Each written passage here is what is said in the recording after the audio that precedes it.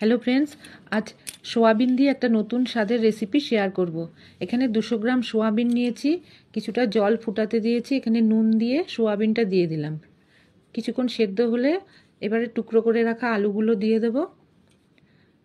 দুটোই আমার সেদ্ধ হয়ে গেছে। এবারে কড়াইতে কিছুটা সর্ষের তেল দিয়ে আলুটা নুন হলুদ দিয়ে ভেজে নেব।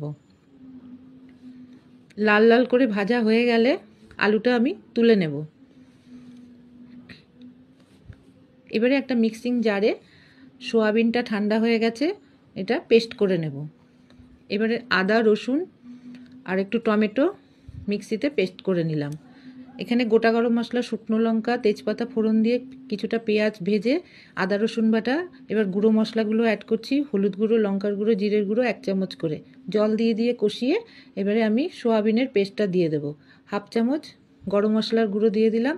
এবারে ভেজে রাখা আলুটা দিয়ে জল দিয়ে একটু ঢাকা দিয়ে রাখবো। এখানে কিছুটা বাদাম ভেজে চোকলাটা ছাড়িয়ে হামনদিস্তায় গুঁড়ো করে নিয়েছি। লাস্টে এবার ছড়িয়ে দিলাম। তৈরি হয়ে গেছে রেসিপিটা।